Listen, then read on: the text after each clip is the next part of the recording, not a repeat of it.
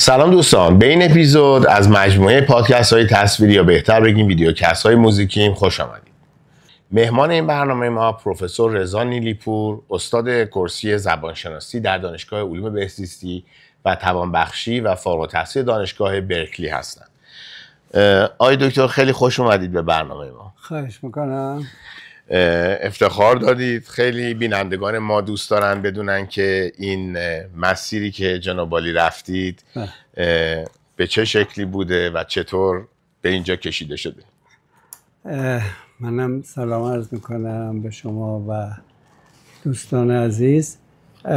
مسیر زندگی علمی من یه مسیر بسیار پرپیچ و خمی بوده و حالا نمیدونم در این فرصت میتونم یه جمع‌بندی روشنی ازش بکنم، ولی در هر حال من از تدریس در مدارس ابتدایی در روستاهای اصفهان شروع کردم.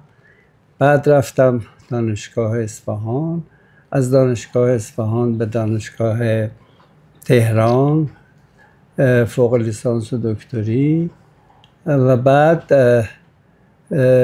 راضی نشدم، دعوت شدم به امریکا، یه دوران تخصصی در دانشگاه ایلینوی گرفتم و از اونجا استادان دانشگاه جان دیشاپور منو دعوت کردن به دانشگاه جان دیشاپور.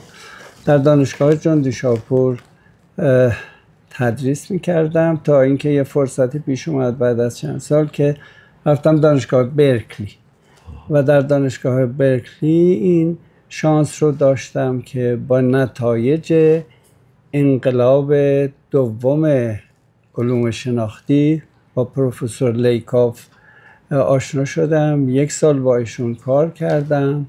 همزمان بود با در واقع دوران کودکی یلدا و نیما که کودکستان میرفتن اونجا و از اونجا باز اومدم دانشگاه ایلینوی، دانشگاه قبلی، و یه دوره تخصصی در نورولینگویستیکس باز اونجا دیدم و برگشتیم به ایران که در واقع توی این زمینه هایی که تخصص دیده بودیم کار علمی بکنیم. تهران که رسیدیم همزمان شد با آغاز مسائل پیچیده انقلاب که همون موقع گفتن که سینما رکس رو آتیش زد. که شما رسیدید همزمان بود با آتش سوزی سینما رکس. بنابراین ما وارد دانشگاه جان دیشاپور شدیم و به امید اینکه بتونیم کار علمی بکنیم، ولی شرایط به اصطلاح اجتماعی فرهنگی طوری بود که دانشگاه دیگه امکان فعالیت علمی هر روز کمتر میشد تا به هر حال طوری شد که دانشگاه به تعطیلی کشیده شد و به اصطلاح انقلاب فرهنگی شد و نتایج انقلاب فرهنگی این بود که در واقع گویی که فرایند تحول علمی حالا موقتاً داره متوقف میشه و بعد خب جنگ هم شروع شد، جنگ عراق که بسیار وحشتناک و ناامید کننده بود در آغاز. و شما ساکن اهواز هستید؟ ما ساکن اهواز بودیم. 1-2 ماهی از این شهر به اون شهر رفتیم و نهایتاً مجبور شدیم بیایم تهران و بچه ها رو در تهران ساکن کنیم و من برگشتم به اهواز و این مدت کوتاهی که بودم دیدم که به قول معروف امکان کار تحقیقاتی تو اون فضای به اصطلاح پرآشوب جنگ امکان نداره. اینکه برگشتم به تهران و در دانشگاه علوم نه برگشتم به تهران و سرگردان بودیم که چه بکنیم چه نکنیم و نهایتاً یه مرکز نشر دانشگاهی بود. ما اونجا در تدوین کتاب‌های جدید به اصطلاح فعال شدم و تلاش می‌کردم که کتاب‌های جدید، این یکی از موارد جالبی که حالا تو اون تدوین کتاب‌های جدید میخواستند که متناسب با شرایط انقلاب مطرح بکنن این بود که کتاب انگلیسی بود که در سالهای اول دانشگاه تدریس میکردن و نگاه کرده بودن دیده بودن که در یه جایی کلمه رد واین هست. گفتم چی کار بکنیم چی کار نکنیم. بعد خب گفتن خب جایگزینه واین میذاریم میلک، بنابراین با عنوان رد میلک کتابو چاپ کردن و ارائه دادن به شیر قرمز. در هر حال در اون دوران سرگردانی من میخواستن که من رو مجبور کنن که برم در اهواز و من امتناع کردم چون دیدم که واقعا وقتم تلف میشه. یه نامه‌ای نوشتم که در صورت امکان یا مأموریت بدید که من در تهران کار بکنم یا که نه استعفا میدم و دیگه کار علمی رو در اونجا ادامه نمیدم. بعد از مدتی یکی از دوستان گفت که در روزنامه اومده که شما رو از دانشگاه اخراج کردن. من اون موقع دانشیار بودم و به نوعی من خوشحال شدم و یه دوران کوتاه سرگردانی بود که چه کار بکنم چه کار نکنم.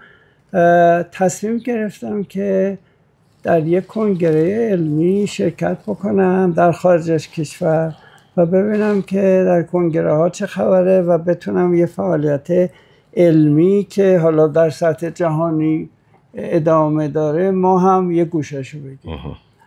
و رفتم در بلژیک و در بلژیک کنفرانس 2000 نفره بود و من خودم مقاله نداشتم ولی در سخنرانی ها شرکت کردم و اونجا بود که یه حادثه بسیار جالبی اتفاق افتاد و آشنایی من با پروفسور پردی بود. میشل پردی استاد بزرگ دانشگاه مکگیل و اون وقت یه داستان جالبی رو اونجا تعریف کرد که اینم باز در سرنوشت من مؤثر بود.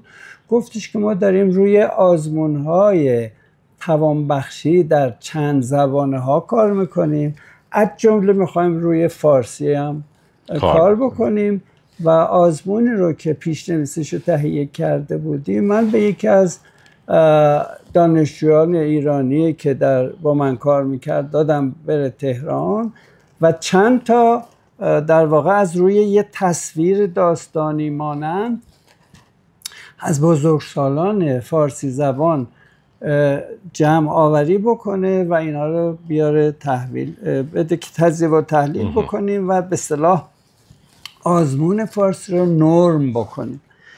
و بعد که از فرودگاه این چون ضبط کرده بود گفتارها رو تو فرودگاه اون موقع ظاهرا مهرآباد بوده که این نوارا رو میبینن میگن اینا چیه، میگه این چی، میگه نه شما اجازه نداری این نوارا رو ببرین، مشکوک میشن و خلاصه نوارا رو میشکنن و ایشون دست خالی برمیگردن. این داستانی که پروفسور پردی برای من تعریف کرد گفتم خب ما میتونیم این کار رو از نو انجام بدیم.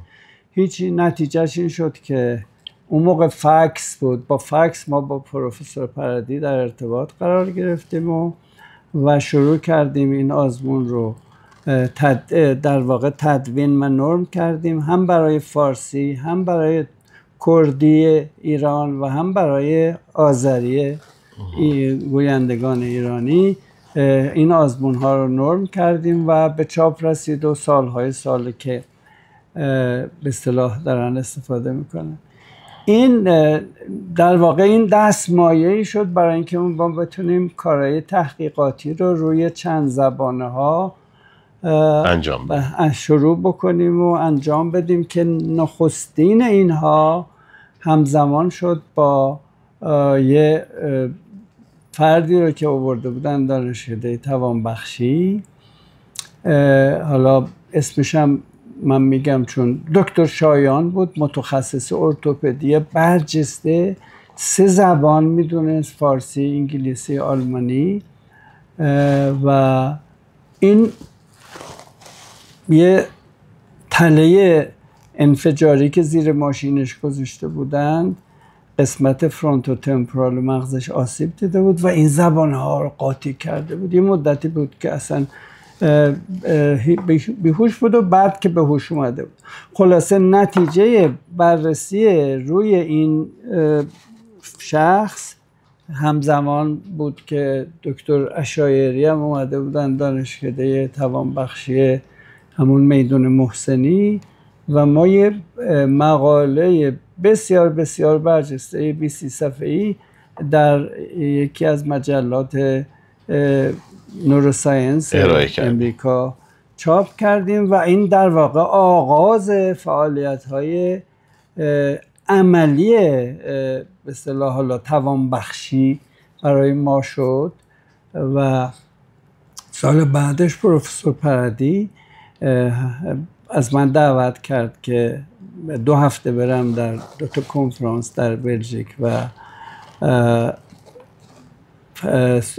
اسپانیا شرکت بکنم، مهمان ایشون. و این باز نتیجه ای شد که ما فعالیت‌های به اصطلاح عصب شناسی زبان و توانبخشی زبان رو روی یک زبانها و چند زبانها ادامه بدیم. و در هر حال این علاوه بر این تجربه‌ای که ما داشتیم، تجربه دانشگاه برکلی بود و هم این دستمایه‌های علمی که من از دانشگاه ایلینوی، از دانشگاه به اصطلاح برکلی داشتم، باعث شد که من شروع بکنم به کارهای علمی توی این زمینه. و باز یه مقاله علمی چاپ کردیم و از امریکا از من دعوت کردن در یک کنفرانس شرکت کردم. و این شرکت در کنفرانس باز آغازی بود برای اینکه ما بتونیم که این فعالیت‌های علمی رو در حوزه‌های جدید ادامه بدیم.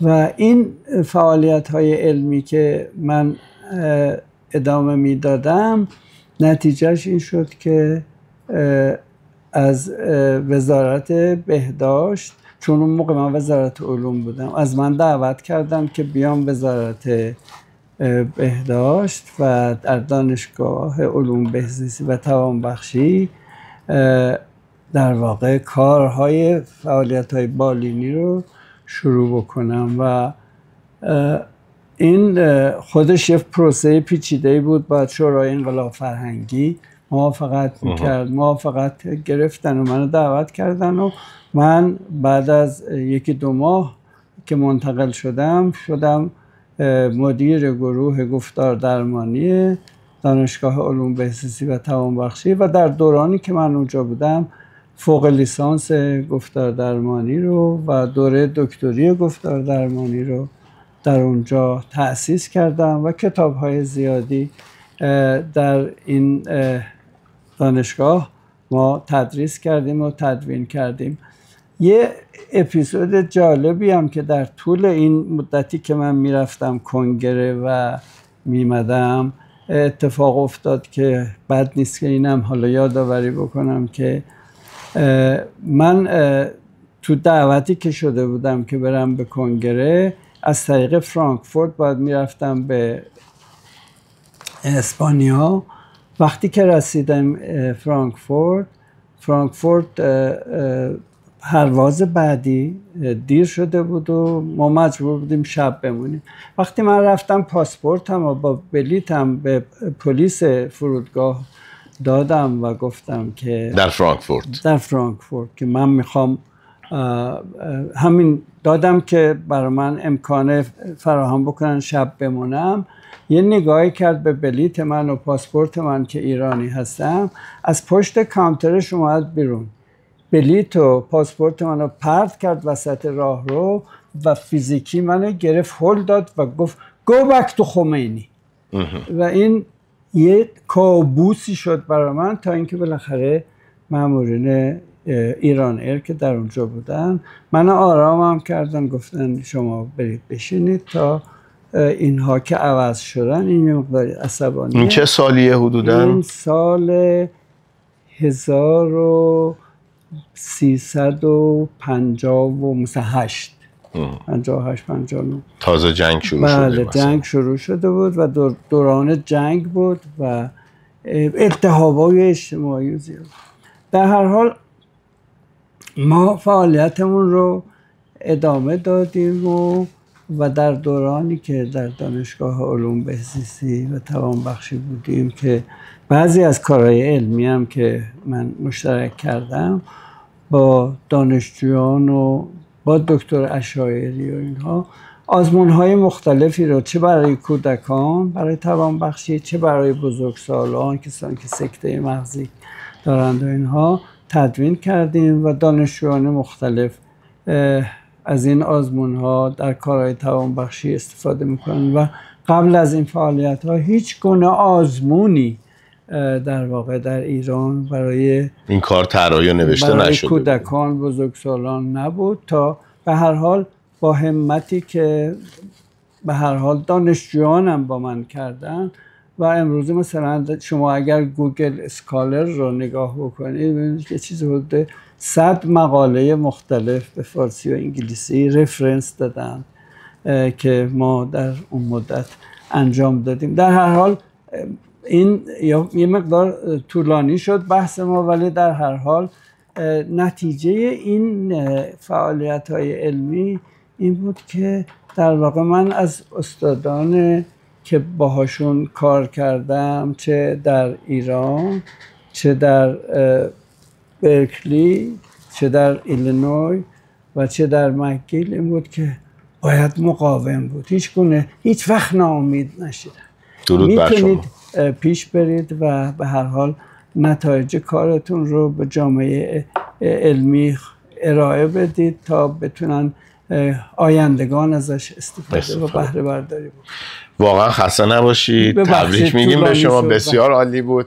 موزیکیم همونطور که میدونید یک مجله دیجیتال موسیقی هست و موضوع بحثی که ما دوست داریم امروز با شما و بینندگان عزیزمون مطرح بکنیم نقش موسیقی در توانبخشی و علوم توانبخشی هستش. برای این موضوع من فکر میکنم که قبل از همه چیز بد نیست یک توضیح مختصری به ما بدید در مورد مغز و زبانشناسی. اصلا این چطور کار میکنه؟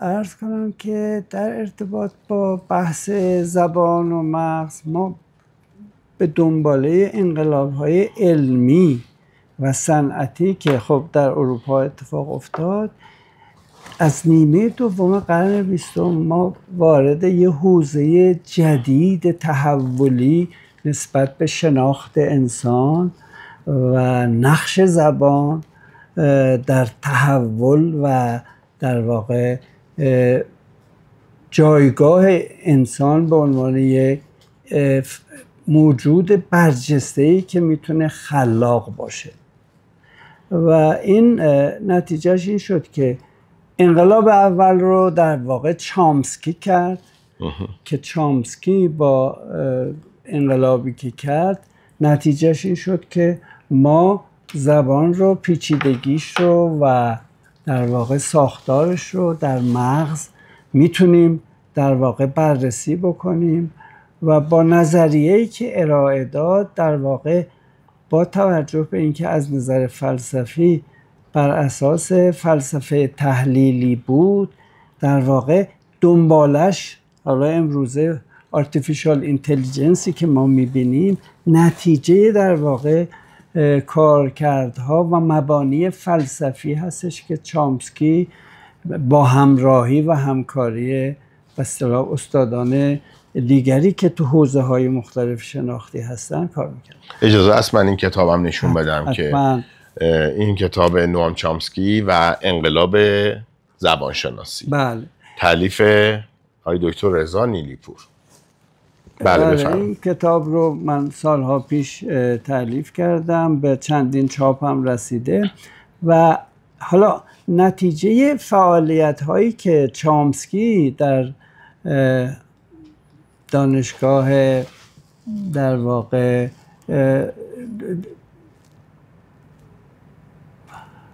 دانشگاه هاروارد انجام داد، باعث شد که یه تحول جدیدی در بحث مطالعات شناختی، چون در اون زمان روانشناسی رفتارگرا بود که مدل رفتاری حیوانات رو در واقع مبنا قرار میدادن و زبان هم اون جایگاهی رو که باید در تحول ذهن و شناخت داشته باشه هنوز پیدا نکرده. تا اینکه چامسکی اومد این تحول رو ایجاد کرد و فلسفه و زبانشناسی و علومی که بعداً معروف شد به علوم شناختی یه رشد در واقع بی‌نظیری کرد. همون کاگنیتیو ساینس، کاگنیتیو لینگویستیکس و کاگنیتیو ساینس. در جریان این تحول دانشجویان خب جدیدی وارد دانشگاه هاروارد شدن، از جمله پروفسور بعداً شد پروفسور جورج لیکاف که من باش آشنا شدم. ولی در دوران دانشجویی لیکاف اون چی که چامسکی ارائه میداد رو به عنوان زبانی که در واقع ذهن انسان و مغز انسان رو متحول میکنه و انسان رو به عنوان یک موجود برجسته‌ای که اصطلاحاً امروز میگن که انسان تنها حیوان فلسفیه، یعنی میتونه در سرنوشت خودش مؤثر باشه، صاحب یه پیچیده ترین زبان نمادینی هستش که این رو میتونه یاد بگیره و در نتیجه یادگیری صاحب اراده بشه، خلاق بشه. در هر حال لیکاف منتقد نظریه چامسکی شد و نهایتاً انقلاب دوم شناختی رو لیکاف پایه‌گذاریش کرد و این همزمان بود با سالی که من وارد برکلی شدم و با لیکاف در واقع 1 سال تمام کار کردم و اون چیزی که با عنوان انقلاب در واقع دوم شناختی هست رو من در یه مصاحبه‌ای که با لیکاف کردم در پاریس، اینه فکر میکنم بله، به طور خلاصه زبانشناسی شناختی رو در ایران معرفی کردم. البته تصاویر این کتابا رو ما همینجا زیر لوگوی موزیکی میذاریم. در هر حال این فرایند انقلاب‌های شناختی که این دومین انقلاب شناختی شد باعث شد که این ادعاهایی که به اصطلاح حالا در گذشته انسان رو با یه موجود معمولی یا شاید در رده بقیه موجودات حیوانات میشناختند یه تحول عظیمی پیدا و متمایزش بکنه و همین مطالعات باعث شد که حتی علم نورولوژی هم متحول بشه، چون قبل از این دوران تصور میشد که زبان در یه جایگاه خاصی از مغزه و اگر یک کسی سکته بکنه در نتیجه یا گفتارش درکش آسیب میبینه یا گفتارش آسیب میبینه.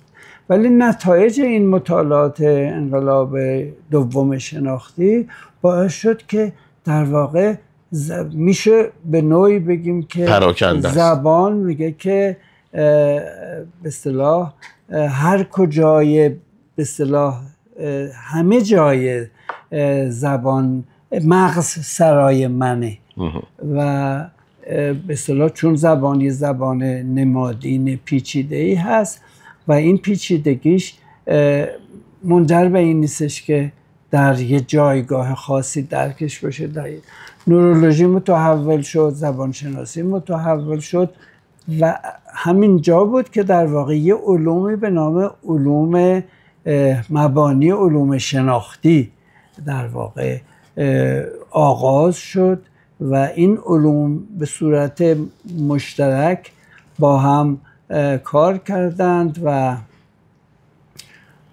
دنباله همین مطالب بود که در واقع اون وقت دانشمندان علوم مختلف وارد حوزه به اصطلاح نوروساینس شدن که از بین اینها ما میتونیم به ادلمن اشاره بکنیم.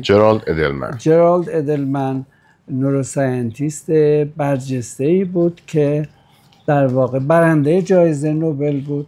جایزه نوبلش رو در آنتیبادی ها گرفت و بعد از اون تازه رفت سراغ علوم شناختی و نوروساینس شد و 8 کتاب بسیار بسیار برجسته در حوزه به اصطلاح نوروساینس و نقش زبان در تحول ذهن نوشت که حالا این زبان آگاهی که در واقع یکی از اولین کتاب‌هایی که نوشت که نام این کتاب به انگلیسی از یه شاعر انگلیسی زبان قرن 17 Wider than the sky the phenomenal gift of consciousness در واقع آگاهی رو در اون موقع وسعتش رو و گستردگیش رو جرالد ادلمن معرفی کرد و این کتاب رو و این بحث اینجا رو من واقعا مدیون دکتر خسرو پارسا جراح معروف و برجسته ایرانی هستم که ایشون اولین بار این سخنرانی کردن و بعد این کتاب رو معرفی کردن که من در واقع ترجمه کردم. یه مقدمه‌ای هم دکتر پارسا برش نوشتن.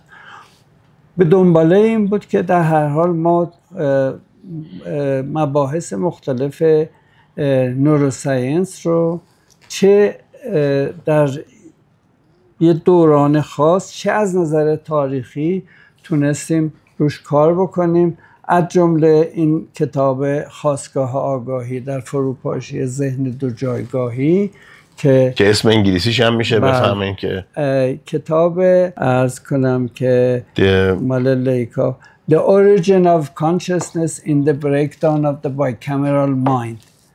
این اسم کتابیه که آقای جولیان جینز به عنوان یه روانشناس، این هم یه آدم بسیار بسیار مبارز و در واقع از یه خانواده بسیار مذهبی، پدر و پدر بزرگش اینا همه کشیش بودند و پیشتازان به اصطلاح مسیحیت بودند.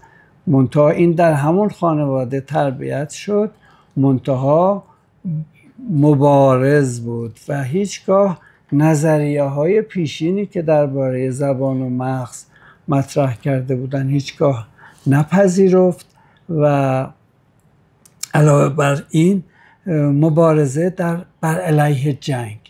وقتی که در دورانی بود که جنگ شروع شده بود، میخواستن بفرستنش جنگ، نرفت جنگ و اعتراض کرد، چندین مقاله نوشت و این رو بهش گفتن که خب شما اگر نمیخوای جنگ بری باید بری تو این اردوگاه در خدمت جنگ کار بکنی. یه 2-3 ماهی با اون اردوگاه رفت و از اونجا فرار کرد.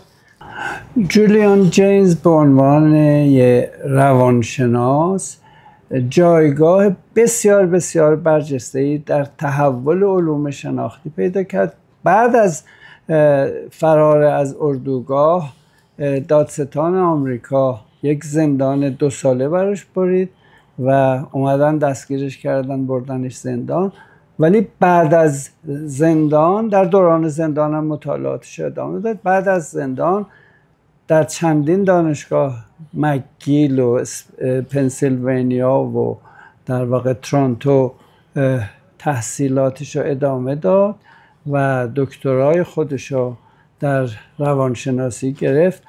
ولی کتابی که نوشت منجر به یه تحول بسیار بسیار پیچیده‌ای در علوم شناختی ایجاد کرد که همونطور که گفتم به چندین زبان ترجمه شده، در ایران هم چاپ شده و به چاپ 20 رسیده با عنوان The Origin of Consciousness in the Breakdown of the Bicameral Mind که یه نگاه تاریخی به تحول ذهن انسان در نتیجه یادگیری زبان میکنه و اینکه انسان امروزی در گذشته بسیار انسان متوهمی بوده و در نتیجه یادگیری زبان و هماهنگی بین نیمکره ها توانسته به انسان اراده‌مند خلاق تبدیل بشه. بسیار عالی. ارتباط بین زبان و موسیقی به عنوان یک زبان، اصلا موسیقی زبان هست نیست؟ به نظر من شاید موسیقی قبل از زبان از نظر تاریخی آغاز شده، ولی به هر حال تا اونجایی که مطالعات من امکان میده که بحث موسیقی و زبان رو به اصطلاح و نقشش رو در توانبخشی مطرح بکنم، اینه که ما امروز در نوروساینس انسان رو تنها حیوان فلسفی میشناسیم. این حیوان فلسفی پیچیده ترین زبان آوایی نمادین رو تونسته خلق بکنه و با یادگیریش صاحب اراده میشه، خلاق میشه و میتونه در سرنوشت خودش مؤثر باشه. من قبل از اینکه وارد بحث نقش حالا موسیقی در توانبخشی بشم، یه اشاره‌ای بکنم به اینکه مغز رو ما امروزه به عنوان پیچیده ترین نظام بیولوژیکی شناخته شده در جهان هستی میشناسیم و با یادگیری زبان هر چقدر کارکرد و عملکرد مغز پیچیده تر میشه و بنابراین اگر یه ویژگی بسیار بسیار برجسته‌ای برای این نظام شناختی بخوایم مطرح بکنیم، بحث پلاستیسیتی یعنی انعطاف پذیری کار کرده مغز میتونه بازسازی بشه اگر آسیب ببینه. این بازسازی مغز میتونه از طریق توانبخشی سنتی بشه، میتونه از طریق توانبخشی همراه با موسیقی بشه و ما امروزه شواهد بسیار بسیار زیادی داریم از طریق نورولوژیست هایی که رو این زمینه آسیب شناسی مغز کار کردن که در واقع نشون دادن که مغز در نتیجه حالا توانبخشی میتونه بازسازی بشه و علاوه بر این که خب مغز به هر زبان یه نظام آهنگین آوایی هست و گونه‌های مختلفی داره، گونه‌های هنریش مثل شعر و ادبیات که در موسیقی هم خود موسیقی گونه‌های مختلف داره و هم از گونه‌های مختلف زبان در موسیقی استفاده شده که خب میتونه این گونه‌های جدید موسیقی در واقع در توانبخشی تأثیر داشته باشه.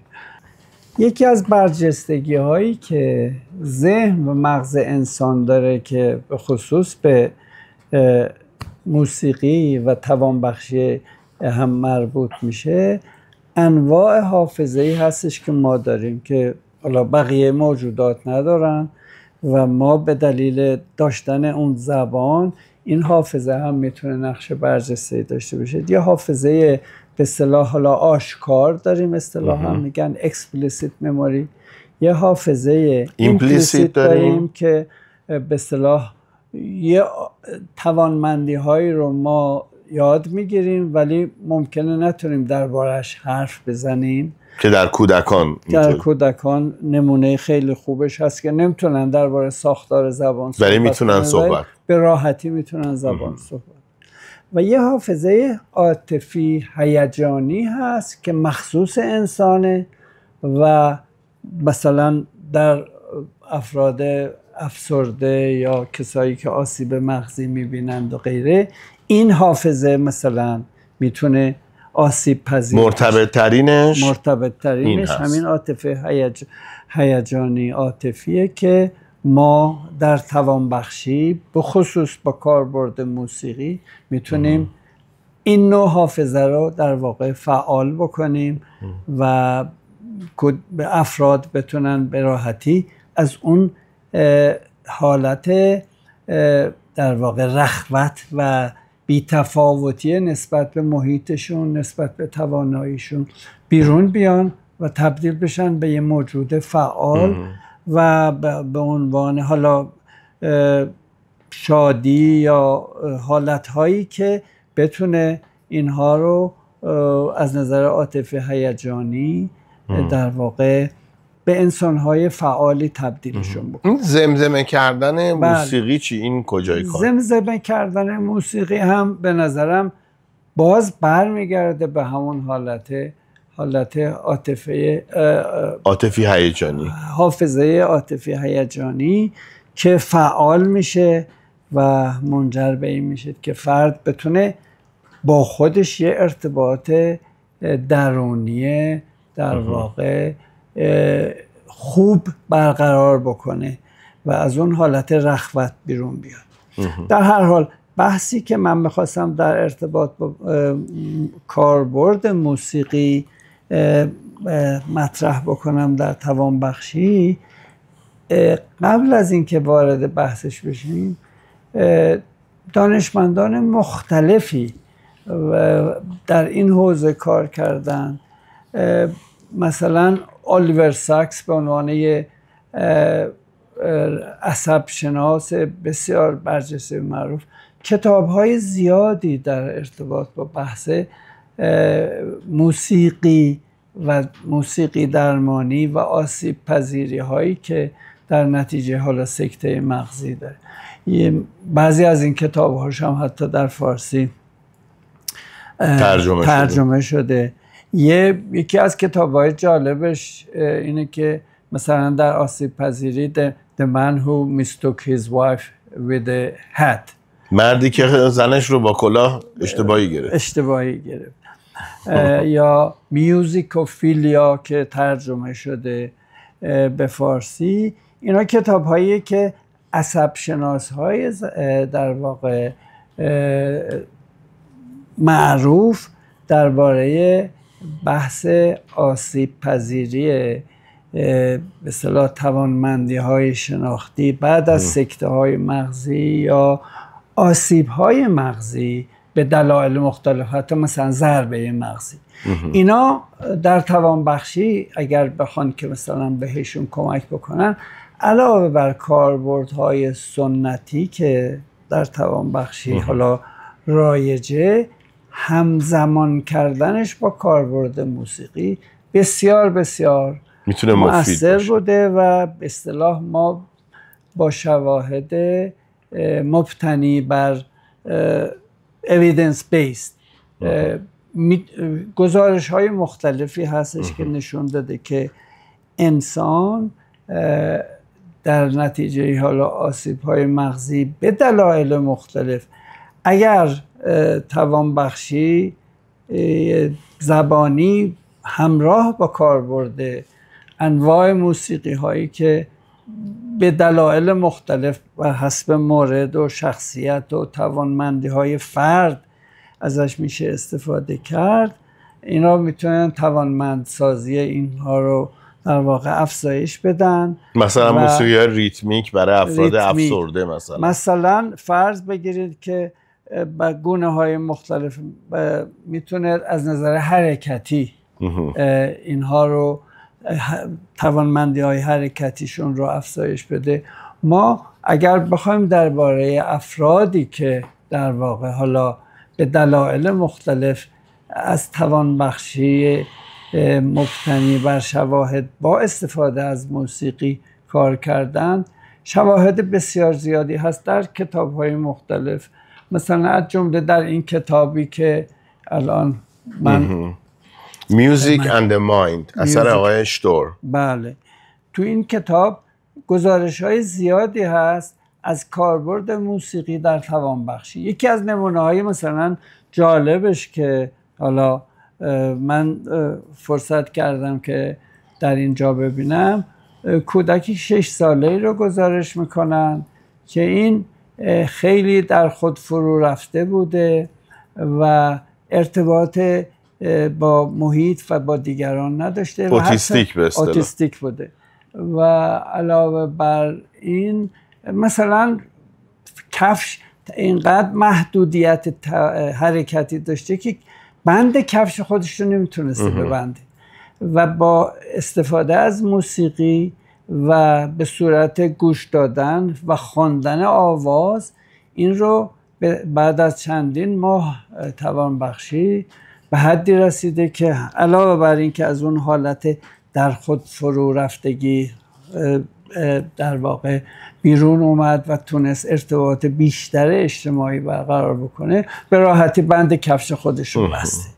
بنابراین ما گزارش‌های زیادی داریم به شکل‌های مختلف که استفاده از موسیقی، چون دو تا از ویژگی‌هایی که میشه برای مشترک بین زبان و موسیقی مطرح کرد، بحث آهنگین بودن و ریتمیک بودن.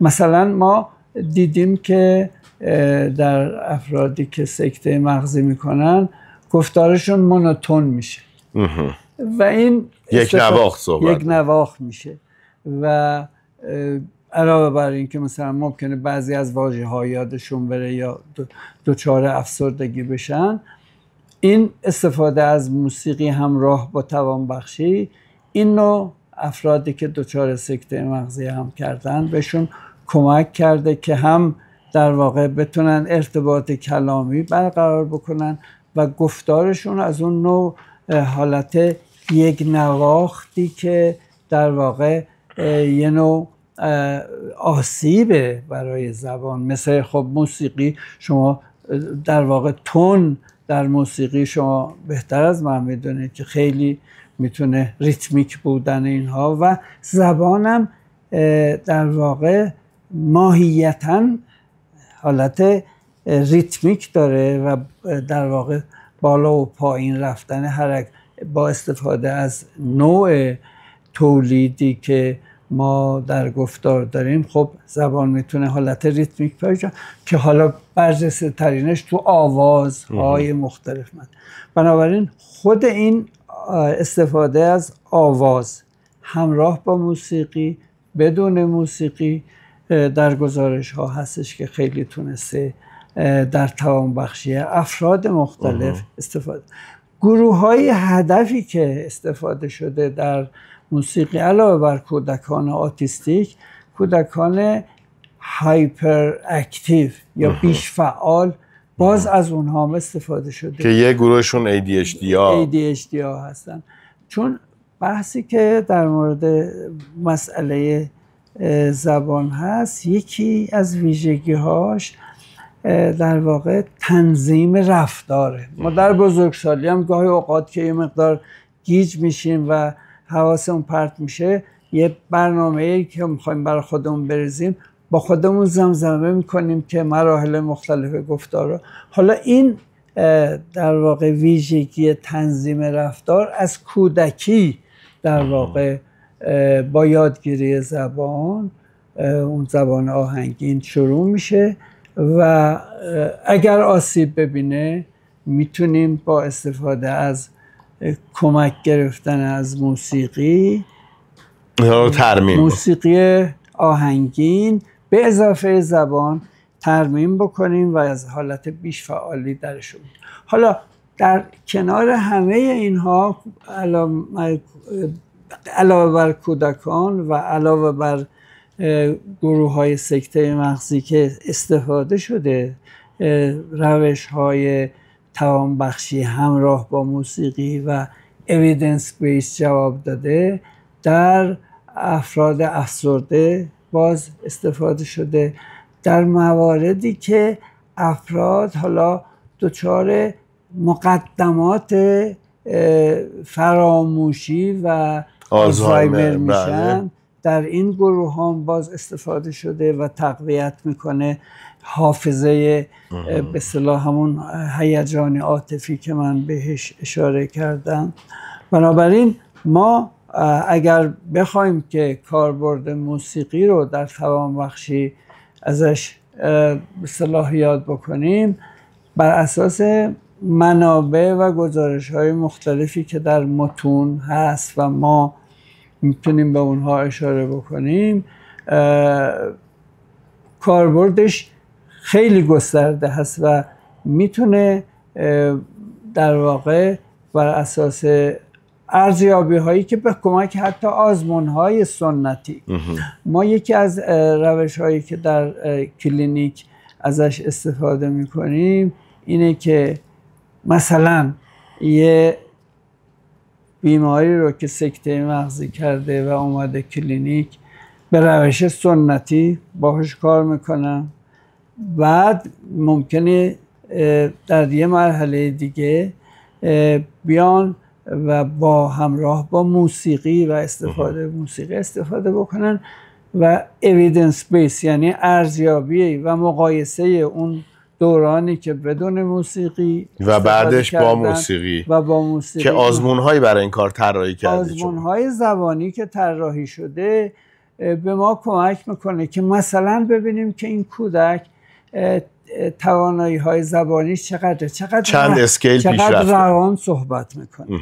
حالا این روانی یا فلوئنسی گفتار رو میتونیم در یه دورانی با استفاده از موسیقی دوران توانبخشی ادامه بدیم و ببینیم که روانی گفتارش و گیر کردن گفتارش حتی در کسایی که لکنت دارن استفاده شده که افراد لکنتی که گیر میکنه گفتارشون، با استفاده از آواز همراه با موسیقی اینها گفتارشون روانتر میشه و میتونن در واقع یه نوع اعتماد به نفس پیدا بکنن در استفاده از زبان برای بیان اصطلاح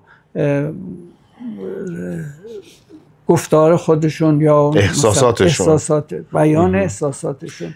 بنابراین شعر، موسیقی و زبان اینها تلفیقی از به اصطلاح کاربردهایی هستن که در توانبخشی میتونیم ازش استفاده بکنیم و با استفاده از روش‌های سنجشی که حالا اشاره کردم، آزمون‌های مختلفی هست چه در کودکان چه در بزرگسالان، مقایسه بکنیم و ببینیم که چقدر پیشرفت روشی که ما استفاده کردیم چقدر تونسته در توانمندی‌های شناختی، روانی گفتار و حتی کاربرد واژگانش، گسترش واژگانش کمک بکنه. خیلی متشکرم.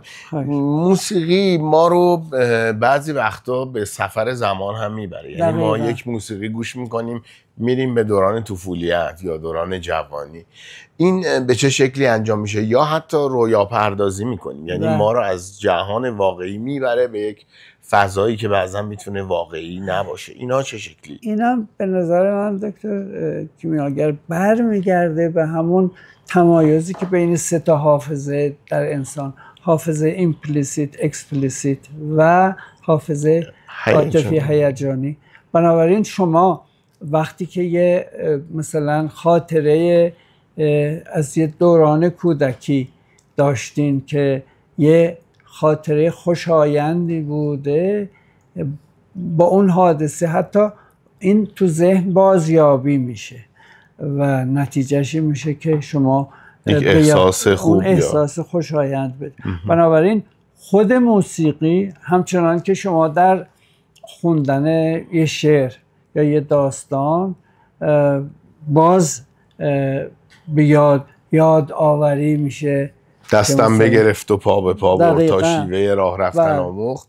این از اینجا میاد، یار بچگی میگفتم من با این دقیقاً و مادر که حس لذت بخش. بنابراین این تمایز بین سه تا حافظه و اینکه ما فقط در واقع اطلاعات رو مثلا یا کامپیوتر از حس نمی کنیم، بلکه میتونیم درش دخالت بکنیم و اون دخالتی که ما میتونیم بکنیم در خوشایندسازی خاطرات و به یاد آوردن خاطرات میتونه نقش مؤثری داشته باشه.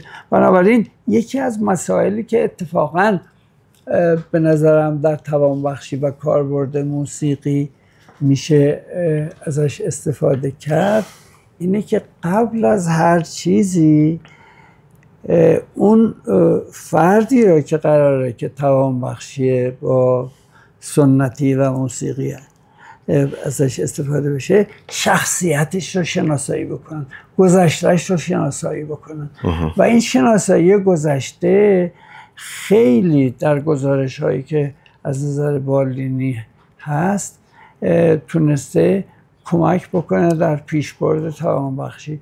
مثلا یه موسیقی دانی که سکته مغزی میکنه و بعد دچار یه سری محدودیت های شناختی میشه، اگر که طبعا روشی که براش استفاده میکنن برای اینکه این رو در واقع ذهنش رو فعال بکنن بسیار میتونه از طریق موسیقی. از طریق موسیقی. مثل اون داستانی که از ابن سینا میگن که دباغی قش میکنه، بعد همه در طبا جمع میشن میگن چیکار کنیم، خلاص میگه ببریدش بازار دباغا، بوی چرم که بهش میخوره حالش خوب میشه. بله. و یه همچین قیاسی شاید بشه دقیقاً، چون این یکی از ویژگی های برجسته‌ای که انسان داره این حواس چندگانه‌ای هستش که داره که این باعث بازسازی و به یاد آوردن خاطرات میشه. به خصوص حس بینایی و حس در واقع شنیداری، دو تا حس بسیار بسیار برجسته است. خب طبعا چشایی و بقیه حواس لامسه و اینها مثلا، ولی اینها بله. حالا بنابراین حالا اگر باز بخوایم به بحث توانبخشی با استفاده از موسیقی برگردیم، مثلا استفاده از اون سازی که فرد مثلا یکی ستار میزده، یکی مثلا پیانو میزده، یکی سازهای مختلفی استفاده میکرده، حالا دچار افسردگی شده، دچار به اصطلاح حالا سکته مغزی شده. خود استفاده فیزیکی از ساز و همزمان به اصطلاح پخش کردن اون آهنگ میتونه مفید باشه براش. میتونه در واقع یکی از ویژگی هایی که به ما کمک میکنه در باز آموزی و یادگیری و توانبخشی مالتی سنسوری بودنه یادگیری. یعنی حس لامسه، حس چشایی، حس بینایی و حواس دیگری که به اصطلاح ما داریم، اگر ما بتونیم به صورت مالتی سنسوری با استفاده از خود فیزیکی ساز و پخش کردن آهنگ، این باز میتونه یکی از روش‌های کمک کننده باشد به اینکه این از اون دنیای بسته‌ای که حالا و محدودیت‌هایی که سکته مغزی یا حتی آلزایمر و غیره براش فراهم کرده، این بتونه فراتر بره و با خاطرات شیرینی که از گذشته داشته در واقع بتونه وارد یه دنیای بهتری بشه.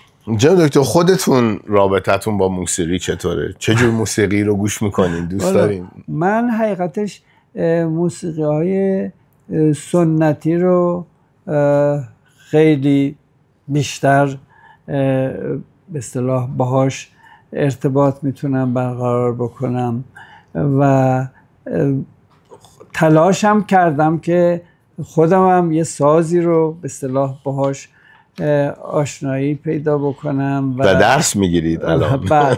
من حقیقتش حدود 50 سال پیش که در دانشگاه جندی شاپور بودیم یه سنتوری خریدم به امید اینکه بتونم در واقع شروع کنم به یادگیری سنتور و این جنگ لعنتی باعث شد که ما زندگی و خونه رو ترک بکنیم بیایم تهران. روزی که من رفتم در جندی شاپور که اون سنتور رو در واقع با وسایل و کتاب‌های دیگه بردارم، جمع کنید بیارید. سنتور رو که بلند کردم یه دفعه وارف همه چیز معلوم شد که موریانه کل سنتور رو خورده. بنابراین خب ما بدون سنتور اومدیم و بعد من در تهران تلاش کردم که یه سنتور بخرم. یه استاد نقاشی بود که گفت من یه سنتور برات درست میکنم، درست کرد. بعد از لحاظ خصوصیات در واقع موسیقیایی چیز مناسب نبود، بیشتر یه جعبه بود، تا اینکه من بالاخره رفتم در حسن آباد و یه استاد موسیقی بود که اونجا سنتور میساخت. یه سنتور از گفت سفارش دادم با امضایی که داره و این سنتور دستمایه‌ای شد که ما بالاخره تلاش بکنیم که یه سازی یاد بگیریم. مدت‌ها گذشت و بالاخره یه روز که تصمیم گرفتیم از این ساز استفاده بکنیم دیدیم که باز مثل که کوک نیست و یه موزه موسیقی هست در تجریش. من یه دوستی داشتم که اونجا رئیس اون موزه بود، دادیم بهش، از دانشجوی قبلی من بود. تفلک یه مریضی پیدا کرد، انتهای خیابون مقصود بیک میشه. کرونا گرفت فوت کرد، ولی در هر حال در اون دوران به من کمک کرد. موسیقی رو اونجا یه کارگاهی داشتن که سنتور من رو تعمیر کردند و روپا آوردن و در هر حال سنتوره بود تا اینکه 1-2 سال پیش ما تصمیم گرفتیم با خانومم که به هر حال یه مقدار از وقتمون رو اختصاص بدیم به سنتور و یه معلمی رو به ما معرفی کردن که ایشون در چند تا آموزشگاه هم موسیقی تدریس میکنه. روزهای شنبه میاد ساعت 11 تا حدودای 12:30 به من سنتور یاد میده، به خانم من ضرب یاد میده و ما شروع کردیم که علاوه بر این هم نوازی هم بکنیم. به گروه هم تشکیل دادیم. حالا جالبه که این خانمی که در واقع استاد موسیقی ما شده در 63 سالگیشه، اینطور که خودش میگه، و این خانم موسیقی نجاتش داده. این در کودکی پدر و مادرش ظاهرا مشکلاتی در بچه دار شدن داشتن و با استفاده از یه سری مثلا داروهای مختلف باعث شدن که این اولین بچه‌ای که به دنیا میاد یه مقدار مشکلات در واقع حالا عاطفی شناختی پیدا کنه. یکی از کاربردهایی که در موردش دقیقاً همین خانم که استاد ما هست، این میاد در تهران و در یه خانواده‌ای یه مدت زندگی میکنه و شدیداً دچار افسردگی میشه و این افسردگی باعث میشه که در واقع یه دنیای بسیار تیره و تاری برای خودش فراهم میکنه. نمیدونم حالا دقیقاً کی این رو معرفیش میکنه به موسیقی و یادگیری موسیقی و نتیجه این میشه که این وارد یه دنیای جدیدی میشه و تمام اون محدودیت ها و افسردگی هایی که داشته از بین میره، تبدیل به یه آدم توانمند شاد و مستقل میشه و الان یکی از اعضای انجمن موسیقی هست، در چندین آموزشگاه هم تدریس میکنه و در هر حال یکی از نمونه‌های بسیار برجسته‌ای که توانبخشی موسیقی در شخصیت انسان و متحول کردن همین خانمیه که الان استاد ما هست و ما ازش استفاده میکنیم. خب به پایان برنامه رسیدیم. به دوران جنگ اشاره کردید و اینکه در اهواز بودید و مجبور شدید که نقل مکان بکنید. الان هم در دورانی هستیم که پس از یک جنگ 12 روزه در یک آتش بس هستیم. الان چی پیشنهادی دارید برای کسایی که میخوان موسیقی فرا بگیرن یا گوش کنن؟ چه نقشی ممکنه در زندگی و دور کردن این استرس ها داشته باشه؟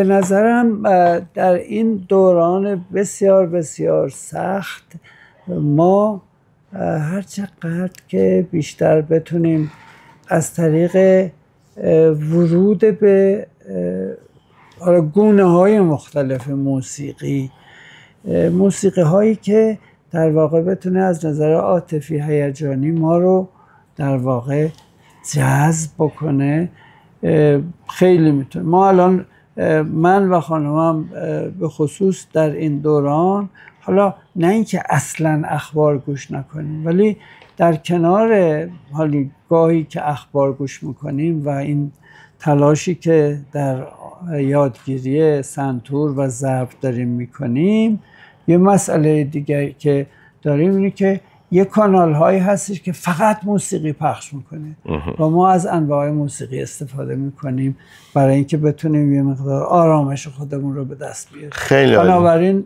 فقط روی اخبار و چیزهای نگران کننده که عمدتاً هم به این شکل هست این روزا بریم سراغ موسیقی، چه از لحاظ آموزشی و یادگیریش، چه از طریق گوش دادن به موسیقی و نمونه های مختلف موسیقی. خب جناب دکتر، در این بخش از برنامه یک پادکست هست که بیش از 78 سال توسط BBC ضبط میشه که ما از اون الهام گرفتیم که اگر به یک جزیره بی بازگشت به اسم دزرت آیلند حالا برنامهشون رو ضبط میکنن تشریف ببرید، 3 تا آهنگ یا 3 تا آهنگی که از حالا خواننده‌ای است که محبوبتون هست و یک کتاب و یک آیتم که با خودتون میبرید چی هست؟ سوال بسیار مشکلیه، ولی من فکر میکنم که اولین چیزی که با خودم میبرم خانم ما چند سال پیش یه عروسی بود در یونان، 5 سال 6 سال پیش بود، ما 50 سالگی ازدواجمون رو اونجا جشن گرفتیم. عرض تبریک. اون 50 سال دومین 50 سالگی رو سالگرد طلایی میشه در اون جزیره که شما میگین جشن میگیریم.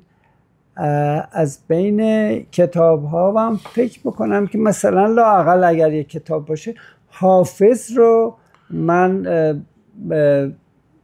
باورم میشه که بتونم خیلی پیچیدگی اشعارش داره. من روی موبایلم یه برنامه‌ای دارم که حافظ رو میخونه برام، هر شب قبل از خواب 2-3 تا از غزل‌های حافظ رو گوش میکنم و میخوابم.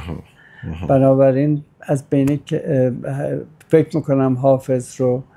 دیگه چی رو میخواستین؟ و 3 تا ترک از چه خواننده هایی میبرید؟ از خواننده ها من فکر میکنم که مثلا به هر حال شجریان رو نمیشه فراموشش کرد، چه از لحاظ تنوع آهنگین، چه از نظر شخصیت مبارزش.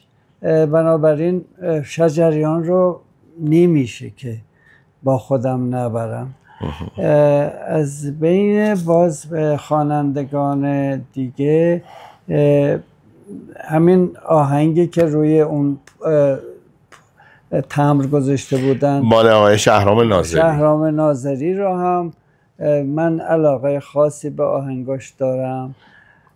از بین خواننده های زنم به نظرم مثلا هایده یک شخصیت بانوی آواز ایرانه و تنوعش و باز اونم سرگذشت زندگیش تا رسیده به این مرحله یکی از ویژگی‌هایی هست که نمیشه فراموشش کرد. بنابراین به نظرم اونم باز میشه جزو انتخاب‌های اولیه من باشه.